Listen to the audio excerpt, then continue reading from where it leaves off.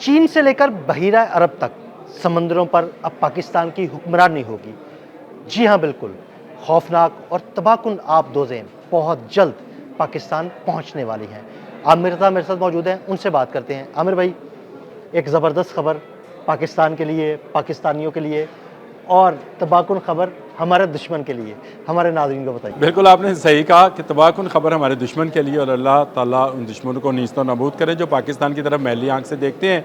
लेकिन पाकिस्तान जो है हमेशा कोई ऐसा नया काम करता है जो आपको खुश होने का मौका देता है। ये हंगूर क्लास की चौथी सबमरीन है जो खबर आप देना चाह रहे हैं, जिस पर आपने कहा कि चीन से बहीरा अरब तक और बहीरा अरब से कलकत्ता के साखलों तक जो है पाकिस्तान की हुक्मरानी कायम हो गई है। जी हाँ, बिल्कुल। ये 8 सबमरीन्स बननी थी, 4 चाइना में, 4 पाकिस्तान में, और पहली टर्न में 4 बननी थी चाइना में, जो कि मुकम्मल हो गई है। मुझे खुशी इस बात की हो रही है कि संभाले नहीं संभलती कि अब ये 4 कराची शिप यार्ड पे बनेंगी, यानी बाकिया 4 जो हैं ये यहाँ पर बनेंगी। यानी यहाँ पे टेक्नोलॉजी ट्रांसफ़र होगी। अल्लाह आपकी खैर करे। हमने ना सिर्फ टेक्नोलॉजी जो है ट्रांसफ़र कर ली है, बल्कि इस वक्त बहीरा अरब के पानियों के अंदर कोई मुल्क हमारे बराबर में नहीं है, हत्ता कि भारत भी नहीं है। गो भारत के पास 17 के करीब सबमरीन्स हैं, यानी उसके पास तादाद ज़्यादा है, लेकिन वो सारी पुरानी टेक्नोलॉजी के पर मुश्तमिल है। ये बिल्कुल नई टेक्नोलॉजी है, और आप इसको यूँ समझें, ये डीज़ल ईंधन के साथ चलती है, लेकिन जो इसकी क्लास की बाकी आबदोज़ें हैं उससे 4 गुना ज़्यादा अरसा ये पानी ज़ेरे पानी रह सकती है। यानी पानी के अंदर ये ज़्यादा वक्त गुजार सकती है। 21 दिन गुजार सकती है। ज़बरदस्त। और 21 दिन में ये कहाँ कहाँ का सफ़र कर सकती है, और इतनी खामोशी से और इतनी गहराई में चलती है कि इसको पकड़ना जो है, जो कि अमूमन सोनार सिस्टम जो हैं इसीलिए तैयार किए जाते हैं कि वो आबदोज़ों को तलाश करें, तो ये उनसे भी ज़्यादा, यानी जो इस वक्त भारत सोनार सिस्टम यूज़ कर रहा है, जो उसके बहरी बेरों पे या उसकी आबदोज़ों पर मौजूद हैं, वो भी इसको पकड़नी पड़ेंगे। ये बहुत साइलेंटली, यानी खामोश कातल की तरह जो है दुश्मन के पास पहुंचेगी, उसके सारे जहाज़ जो हैं वो तबाह व बर्बाद कर देगी।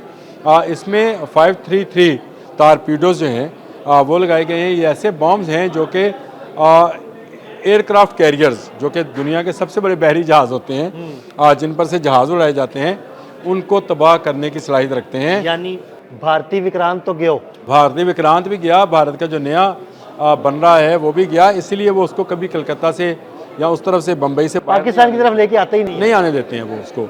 और इसके साथ साथ अगर मैं आपको इससे भी बड़ी खुशखबरी सुनाऊं तो वो ये है कि इस पर बाबर 3 जो है वो लॉन्च किया जा सकता है। ये तबाहकुन मिसाइल है, ये क्रूज़ मिसाइल है जी, और एटमी क्रूज़ मिसाइल है। SLBM है, यानी सबमरीन लॉन्च जो है ये क्रूज़ मिसाइल है, जिस पर एटमी वारहेड ले जाने की सलाहियत है। ये भी भारत के पास नहीं है।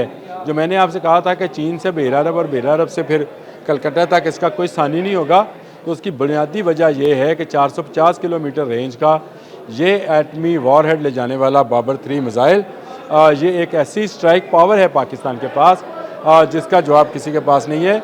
ये सेकंड स्ट्राइक आपको एक प्लेटफॉर्म मिल गया है, यानी खुशकी से तो हम बहुत सारे मिसाइल्स हमारे पास हैं जो एटमी वारहेड ले जाने के काबिल हैं, और एक नया जगह जो जहाँ से हम हमला कर सकते हैं। यानी अब पानियों से भी हमारे पास ऐसे मिसाइल लॉन्च होंगे जो एटमी वॉरहेड ले जाएंगे। जी, ये SLCM जो है ये सबमरीन लॉन्च जो है क्रूज़ मिसाइल बाबर 3 है, जिसका कामयाब तजर्बा कर लिया गया हुआ है, और ये एटमी वॉरहेड ले जा सकता है, और 450 किलोमीटर की रेंज है। तो अब आप अंदाज़ा करें कि गहरी पानियों में मौजूद एक खामोश कातल जो है अगर एटमी मिसाइल रखता है, तो कौन मुल्क जुर्रत करेगा कि वो पाकिस्तान की तरफ या पाकिस्तान के हिस्से के पानियों की तरफ, समंदर की जो हदूद हैं उनकी तरफ देख सके। वो तो कई नॉटिकल माइल से दूर से गुजरेगा।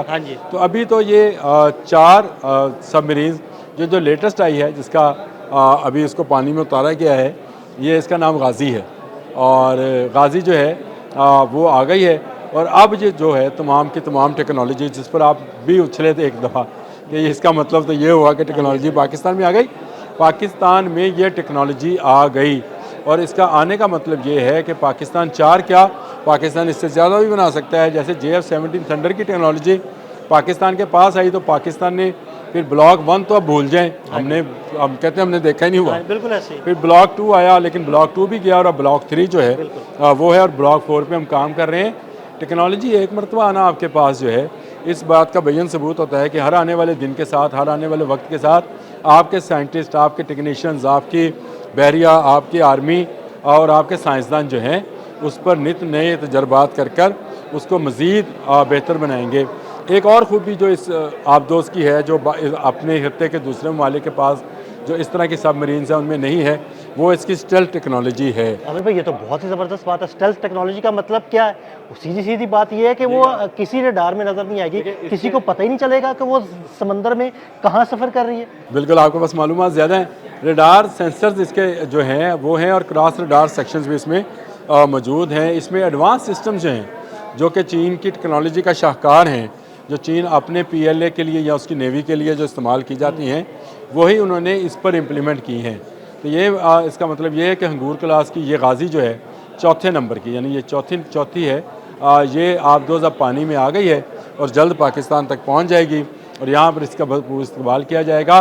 लेकिन इससे भी ज़्यादा जश्न की खबर उस दिन होगी जब हम अपनी हंगूर क्लास की ऐसी ही जो AIP है या ऐसी सबमरीन जो है जो खामोश कातिल है, वो पाकिस्तान में तैयार करेंगे। मैंने आपको बताया कि कराची शिप यार्ड में इसकी तैयारियां की जा रही हैं, क्योंकि अब हम आबदोज़ की टेक्नोलॉजी में दाखिल होने वाले हैं। कभी हम फ्रांस की तरफ देखा करते थे कि उसकी आबदोज़ें जो हैं पाकिस्तान में आए और पाकिस्तान उन आबदोज़ों को ऑपरेट करे, और एक दौर वो आया है, अल्लाह पाक का लाख लाख शुक्र है कि पाकिस्तान की दिफाई सलाहियत में हर आने वाले दिन के साथ, जिस तरह हमने JF-17 थंडर को फ़ख्रिया पूरी दुनिया को दिखाते हैं कि ये हमारा जहाज़ है, ये हमने बनाया है, कोई इसके मुकाबले का जहाज़ आपके पास से तो लेकर आए, नहीं ला सका कोई भी। तेजस जो है वो तो बन नहीं सका भारत से। आबदोज़ उसने कहाँ से बनानी थी, उसके पास अभी भी पुरानी टेक्नोलॉजी की, जो कि रशियन टेक्नोलॉजी है, वो आबदोज़ें मौजूद हैं, लेकिन वो जो है वो अब इस काबिल नहीं है कि वो जदीद जंग में इस्तेमाल होने वाला असला चला सके। जिस तरह मैंने आपको SLCM जो बाबर 3 है उसके बारे में बताया, तो ये एक एक्स्ट्रा एडवांस, अगर आप समझ लें कि पाकिस्तान की नेवी जो है एडवांस नेवी हो गई है, और इसकी अब ताकत जो है पहले से कई गुना ज़्यादा बढ़ गई है। ना सिर्फ ताकत बढ़ गई है, बल्कि उसकी कैपेसिटी और कैपेबिलिटी भी जो है उसमें भी इजाफा हो गया है। पाकिस्तानी इंजीनियर्स और टेक्नीशियंस मुस्तकिल तौर पर चीन में रहे और वहाँ इसकी तैयारी को देखते रहे, ऑब्ज़र्व करते रहे, और अब वही टेक्नोलॉजी लेकर पाकिस्तान में आएंगे। जो बकिया 4 हैं इसी क्लास की आबदोज़ें, वो पाकिस्तान में बनेंगी, और पाकिस्तान इस शोबे में भी, यानी फ़िज़ाओं पर हमारी हुक्मरानी पहले से मौजूद है, अब समुंदर की गहराइयों में भी हमारी हुक्मरानी होने जा रही है। बहुत शुक्रिया आमिर रज़ा जी। बिल्कुल, आमिर रज़ा ने बहुत तफसील के साथ आपको इस गाज़ी आबदोज़ के बारे में बताया। अदील अहमद और आमिर रज़ा को इजाज़त दीजिएगा। अल्लाह हाफ़िज़।